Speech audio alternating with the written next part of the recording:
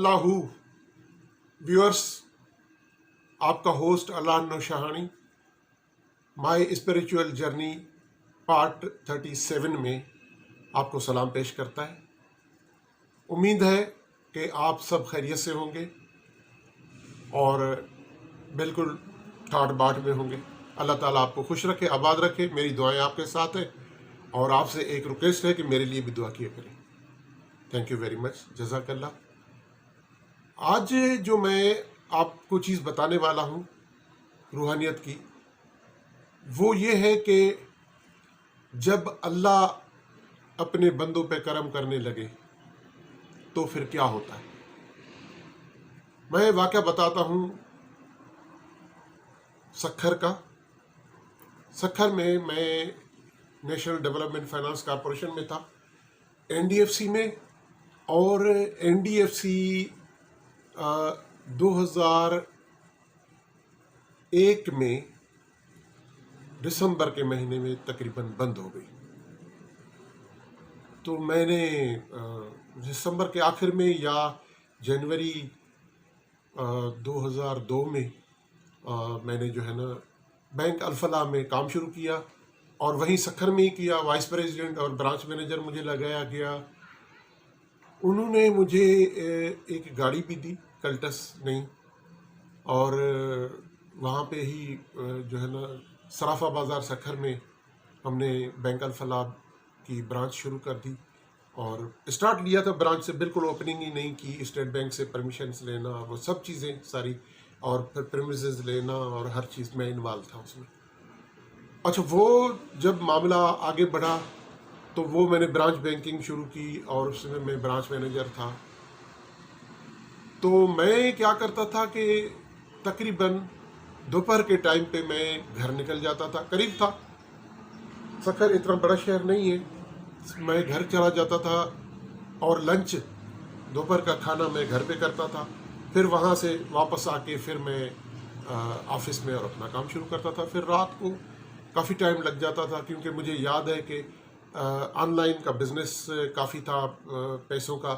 तो पंजाब से आते थे जो बिजनेसमैन सक्खर में, जो सप्लाई देते थे कपड़े की और दूसरे प्रोडक्ट्स की।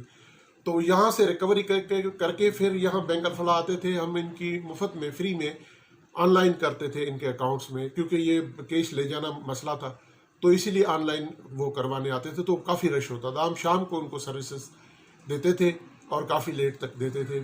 फिर 9-10 बजे जाके घर हम पहुँचते थे। आना जाना लगा रहता था। एक जो असल चीज़ मैं आपको अभी बताने वाला हूँ कि एक दरवेश था। दरवेश मतलब थोड़ा दिमाग से खिसका हुआ था। वो वहीं पे घूमता था नंगे पाँव और मेले कपड़े, और जिस तरह आप देखते हैं दरवेशों के इस तरह होते हैं जो इस दुनिया में नहीं रहते, तो वो इस तरह घूमता फिरता था। लेकिन था नौजवान लड़का, कोई 20 साल का, 22 साल का, इस तरह की एज थी उसकी। तो वो वहाँ घूमता फिरता था। खैर घूमता फिरता था, उसके सर में जो है ना यहाँ पे कोई जख्म था, ये ऊपर की साइड पे। तो वो हम देखते थे, लेकिन हमारा तो ज़हन ही उस तरफ नहीं जाता था। एक दिन मैं घर से लंच करके वापस दोपहर में और ऑफिस की तरफ जा रहा था, तो क्लॉक टावर, घंटा घर वहीं पे मशहूर है, तो वहीं से गुजर रहा था। तो जैसे उसको देखा तो मुझे इतना जकड़ा गया और इतना मुझे कंट्रोल हुआ रूहानियत में कि मैं बिल्कुल जैसे बंद हो गया ना, मेरे बिल्कुल दिमाग जिस्म पूरा बंद हो गया। मेरे मालिक, मैंने करना क्या है? हुक्म हुआ कि इसका इलाज करवाओ। पीछे से मुड़ के जो देखा तो उसके सर से जो जख्म था उससे पानी रस रहा था, और उसके बाद में पता चला उसमें कीड़े भी पड़ गए थे और पानी रस रहा था। बड़ी हालत बेचारे की खराब थी, लेकिन वो अपनी मस्ती में, उसको होश ही नहीं कि मुझे कुछ है भी।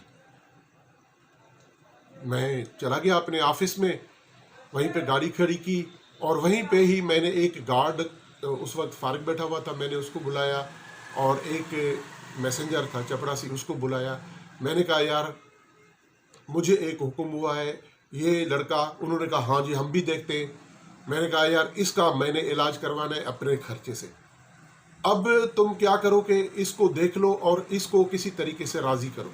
मैंने उनको पैसे भी कुछ दिए, मैंने कहा इसको कुछ खिलाओ पिलाओ, थोड़ा राज़ी करो इसको, तो फिर हम इसका इलाज करेंगे। उन्होंने कहा सर ठीक है करते। मुझसे पैसे उन्होंने लिए और जनाब वो गए। तकरीबन पौने घंटे में वापस आए और उन्होंने कहा कि जनाब वो तो हमें करीब नहीं आने देता, बिल्कुल दूर। कहता है जैसे हम गए हैं ऐसे लगता है कि पहले तो हमें हमारे साथ कुछ मसला ही नहीं था, आज हम जैसे गए हैं जैसे उसको पहले ही पता चल गया, और वो तो हमें बिल्कुल करीब ही नहीं आने देता। मैंने कहा अच्छा। कहते हैं हाँ। लेकिन उन्होंने कहा आप घबराए नहीं, हम आहिस्ता आहिस्ता घेरने की इसको कोशिश करते हैं, फिर हम शाम को देखेंगे, फिर दूसरे दिन। आप यकीन करें हम 3 दिन मैंने बंदे इसके पीछे लगाए, लेकिन कोई नतीजा नहीं निकला, वो करीब ही नहीं आने दे। बड़ा मसला। कुछ दिन 3-4 दिन के बाद पता चला वो लड़का गायब है। और यार ये लड़का कहाँ गया, ये तो इधर ही घूमता था, कहीं जाता ही नहीं था, शाम को भी उधर रात को भी उधर, ये कहाँ गायब हो गया। फिर अचानक पता चला, अब देखे रब कैसे कर्म करता है। हमारी तरफ से इतना ही होना था जितना हमने किया, अब वो काम जो है हमारे हाथों नहीं होना था, वो होना था किसी और के हाथों। अब देखें कैसे होता है, मैं आपको बता रहा हूं। वो हुआ क्या कि उसके घर वालों को पता चला, वो किसी दुकानदारों ने बताया कि यार कुछ तो बच्चे का ख्याल रखो, एक बैंक का मैनेजर है वो उसका इलाज करवाना चाह रहा है, बच्चा उनके कंट्रोल में नहीं आ रहा, आप तो वर्सा हो, उसके वारिस हो, आप तो उसके घर वाले हो, खून का रिश्ता है आपका, आप तो बच्चे का ख्याल करो, उसका दिमाग बिल्कुल ख़त्म हो रहा है। तो उन्होंने कहा ठीक है जी हम देखते हैं करते हैं। बहरहाल एक दिन कोई आए, उन्हीं दिनों में हमने कोई 3 दिन कोशिश की, हमारे कंट्रोल में नहीं आया। चौथे दिन कोई वो आए या 5वें दिन आए, उसको कोई डिस्पेंसर भी ले आए और उसको इंजेक्शन करवा के, क्योंकि वैसे वो कंट्रोल में नहीं आ रहा था, किसी तरह पकड़ के उसको इंजेक्शन करवा के बेहोश करके रक्शे में बिठा के उसको घर ले गए। वहाँ पे फिर किसी डिस्पेंसर को बुला के उसका पूरा सर मुंडवा दिया और उसको फिर इलाज करवाया। तो उसको फिर जो है वो कोई बेहोश करके घर में ही रखा थोड़े दिन। बहरहाल वो ठीक हो गया और खुदा के शुक्र से वो फिर उसके बाद बिल्कुल ठीक। हमने तो सोचा था कि वो ज़िंदगी गई उसकी, वो ख़त्म बिल्कुल, लेकिन अल्लाह के करम से वो बिल्कुल ठीक ठाक और वही मस्ती में जिसमें मस्ती में था।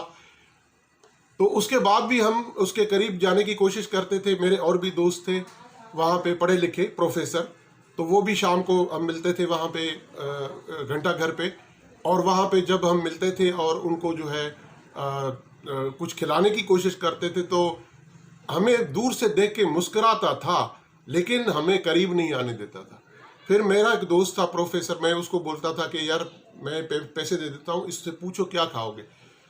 तो उससे वो जब उसके करीब जाता था तो थोड़ा सा दूर होके उसको कहता था कि ये जो मछली फ्राई कर रहे हैं इसमें से मुझे थोड़ा दिला दो, बाकी मेरे करीब ना आओ। अच्छा, मुझे दूर से देख के सिर्फ मुस्कुराता था, बस इतना ही था। ये अल्लाह ने अगर करना होता है अपना कर्म और किसी को बचाना होता है, किसी की मदद करनी होती है, तो इस तरह करवाता है। तो ये है मालिक का करम। सुभान अल्लाह। माई स्पिरिचुअल जर्नी, मेरा रूहानी सफ़र पार्ट 37 मैं आज यहीं कंप्लीट कर रहा हूँ, और इंशाल्लाह मिलेंगे नेक्स्ट वीडियो में।